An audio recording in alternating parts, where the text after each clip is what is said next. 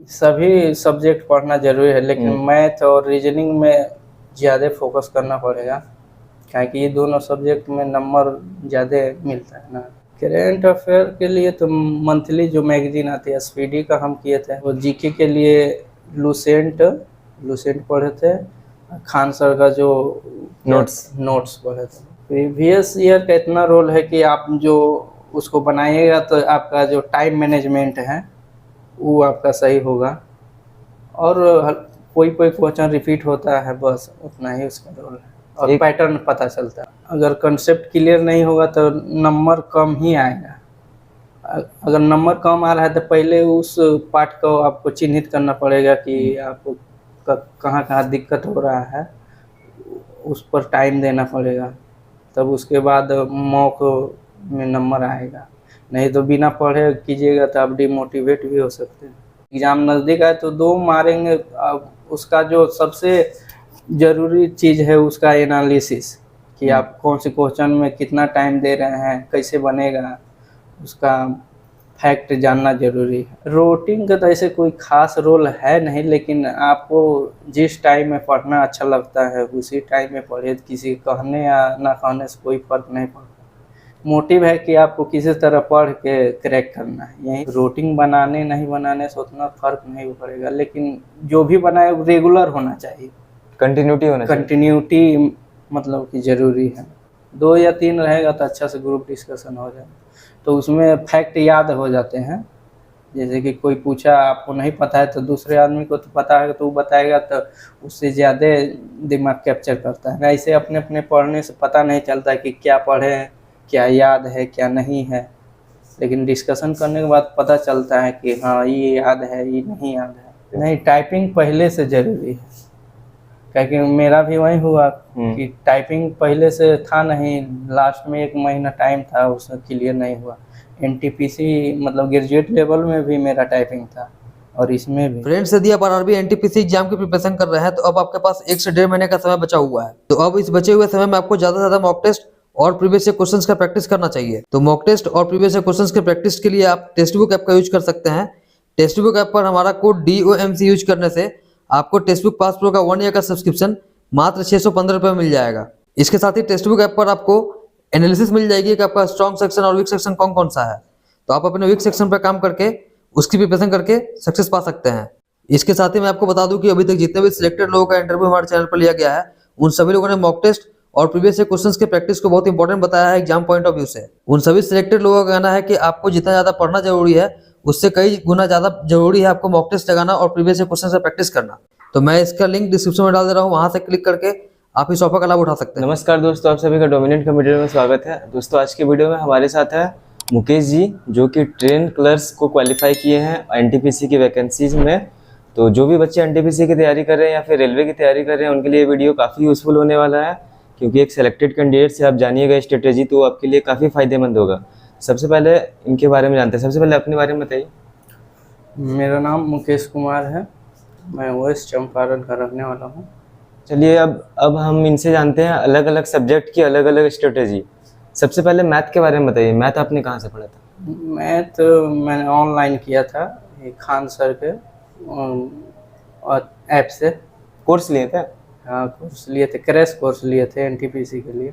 NTPC के लिए? हाँ। और जैसा कि मैथ में आपने को और भी कोई बुक फॉलो किया था ऑफलाइन में? ऑफलाइन में प्रीवियस ईयर का था, रेलवे का, उसी को बनाए थे। उसी को बनाए थे। ऐसे जैसे कोई नए बच्चे तैयारी कर रहे हैं तो उनके लिए जैसे बेसिक बुक बोला जाए तो कौन सा बेसिक बुक फॉलो करें? बेसिक बुक तो जिसमें प्रैक्टिसेस ज़्यादा दी हुई है। हाँ, वैसा जैसे RS अग्रवाल को ऐसा कुछ? हाँ, RS अग्रवाल पहले हम बनाए थे, उसके बाद इसका क्रैश कोर्स लिए थे। RS अग्रवाल में कितने एग्जाम्पल्स दिए हुए रहते हैं? उसमें तो बहुत सारा है, एक चैप्टर में कम से कम 150 से ऊपर रहता है। मतलब उसमें अगर कोई बच्चा बनाता है तो उसमें अच्छे प्रैक्टिसेस हो सकती है उसकी? नहीं, उसको सिर्फ बनाने से क्वालिफाई नहीं कर पाइएगा, ताकि अब तो उसका पैटर्न भी थोड़ा सा हार्ड हो गया है। तो उसके लिए आपको उसका कंसेप्ट मेन है, कंसेप्ट अगर जानिएगा तो आप प्रैक्टिस करना पड़ेगा उसके लिए। और आप जैसा मैथ बनाए थे तो मैथ्स में आप ट्रिक से भी बनाए थे क्या? एग्जाम में उसका कुछ फायदा हुआ था क्या? देखिए, ट्रिक्स तो जब बेसिक जान लीजिएगा तो ट्रिक्स आप खुद भी बना सकते हैं, लेकिन सबसे पहले बेसिक कंसेप्ट क्लियर होना चाहिए, तभी आप ट्रिक्स लगा पाइएगा, नहीं तो टाइम बर्बाद हो जाएगा।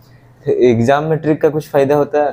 ट्रिक का तो फ़ायदा है टाइम मैनेजमेंट में। सभी सब्जेक्ट पढ़ना ज़रूरी है, लेकिन मैथ और रीजनिंग में ज़्यादा फोकस करना पड़ेगा, क्योंकि ये दोनों सब्जेक्ट में नंबर ज़्यादा मिलता है ना। और जो हो गया आपका जनरल स्टडीज़ और हाँ, जनरल स्टडीज़ और साइंस भी देखना पड़ेगा। अब हम लोग रीजनिंग के बारे में जानेंगे। रीजनिंग को बच्चे कैसे करें? रीजनिंग के लिए अधिकतर मतलब प्रैक्टिस हम किए थे, लेकिन इसका कोर्स नहीं लिए थे, प्रीवियस ईयर से तैयारी किए थे। आपके टाइम में रीजनिंग का क्वेश्चन का लेवल कैसा था? लेवल अच्छा ही था। कुछ क्वेश्चंस ऐसे जिसमें आपको परेशानी हुई हो रीजनिंग के? हाँ, सिलोजिज्म था और कथन निष्कर्ष, उसमें हर टॉपिक से एक एक पूछता था, एक एक या दो दो, कम से कम लेंदी क्वेश्चन था वो। सीटिंग अरेंजमेंट और ये कथन निष्कर्ष, पूर्व धारणा, ये मतलब सब में पूछता है। अगर रीजनिंग आप नहीं बनाइएगा तो रिजल्ट नहीं होगा। अगर इसका जो कथन निष्कर्ष है, सिलोजिज्म है, पूर्व धारणा, ये सब में थोड़ा सा टाइम देना पड़ेगा। और जो टॉपिक है उसमें प्रीवियस ईयर से भी हो जाएगा, लेकिन इसके लिए तो आप वो कंसेप्ट ज़रूरी है। और जैसा कि एनटीपीसी में पूछा जाता है 40 मार्क्स का जीएस पूछा जाता है। जीएस में आपका करंट वगैरह भी है। करंट अफेयर को कैसे करें? करंट अफेयर के लिए तो मंथली जो मैगजीन आती है एसपीडी का हम किए थे। और जो करंट का हम सिर्फ यही पढ़े थे। और जो जीके के लिए लूसेंट पढ़े थे, खान सर का जो नोट्स पढ़े थे। तो लूसेंट को आपने पूरा खत्म कर दिया? हाँ, लूसेंट को तो कई बार पढ़ना पड़ता है, ऐसे तो रट्टा मराएगा नहीं, लेकिन उसको बार बार रिवीजन करना पड़ता है। जैसे लूसेंट बच्चे पढ़ लेते हैं, मान लीजिए एक बार किसी ने पढ़ा तो उसमें भूल भी जाएंगे, तो उसको बार बार रिवीजन करना चाहिए। बार बार रिवीजन करना पड़ेगा, नहीं तो फिर से याद ना हो पाएगा। और एग्जाम को क्रैक करने में प्रीवियस ईयर का क्या रोल है? प्रीवियस ईयर का इतना रोल है कि आप जो उसको बनाइएगा तो आपका जो टाइम मैनेजमेंट है वो आपका सही होगा। और कोई क्वेश्चन रिपीट होता है, बस उतना ही उसका रोल है। और पैटर्न पता चलता है, कैसे क्वेश्चंस पूछे जा रहे हैं। और आपने ऑनलाइन मॉक टेस्ट भी दिया था क्या? हाँ, ऑनलाइन मॉक टेस्ट दिया। कहाँ से दिया था आपने? ज़्यादा दिए थे टेक्स्ट बुक से। हाँ। तो अगर कोई बच्चा मॉक टेस्ट देता है तो मान लीजिए उसका 50 क्वेश्चन सही हो रहे हैं, 100 में 50 क्वेश्चंस, और वो डीमोटिवेट हो जाता है, तो उसके लिए आप क्या कहना चाहेंगे? देखिए, अगर कंसेप्ट क्लियर नहीं होगा तो नंबर कम ही आएगा। अगर नंबर कम आ रहा है तो पहले उस पार्ट को आपको चिन्हित करना पड़ेगा कि आपको कहाँ कहाँ दिक्कत हो रहा है, उस पर टाइम देना पड़ेगा, तब उसके बाद मॉक में नंबर आएगा। नहीं तो बिना पढ़े कीजिएगा तो आप डिमोटिवेट भी हो सकते हैं। एक दिन में कितना मॉक टेस्ट लगाना चाहिए? ऐसे नॉर्मली अभी एग्ज़ाम का टाइम नहीं दिया है तो कम डेली एक मार सकते हैं मॉक से। अगर जब एग्ज़ाम नज़दीक आए तो 2 मारेंगे। उसका जो सबसे ज़रूरी चीज़ है उसका एनालिसिस, कि आप कौन से क्वेश्चन में कितना टाइम दे रहे हैं, कैसे बनेगा, उसका फैक्ट जानना ज़रूरी है।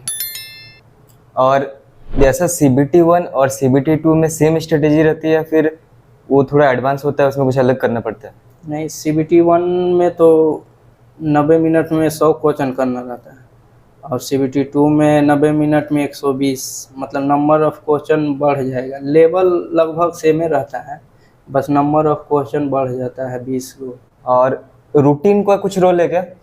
रूटीन का तो ऐसे कोई खास रोल है नहीं, लेकिन आपको जिस टाइम में पढ़ना अच्छा लगता है उसी टाइम में पढ़े, किसी कहने या ना कहने से कोई फ़र्क नहीं पड़ता। अगर आप सुबह में पढ़ना चाहते तो वो भी ठीक है, शाम में या रात में, मोटिव है कि आपको किसी तरह पढ़ के क्रैक करना है, यही तो है। रूटीन बनाने नहीं बनाने से उतना फर्क नहीं पड़ेगा, लेकिन जो भी बनाए वो रेगुलर होना चाहिए, कंटिन्यूटी होना चाहिए। कंटिन्यूटी मतलब कि जरूरी है। और जैसा कि आपने जीएस के बारे में बोला कि बच्चे बढ़ते बढ़ते भूल भी जाते हैं, तो उसमें ग्रुप डिस्कशन क्या कोई अहम रोल अदा करता है?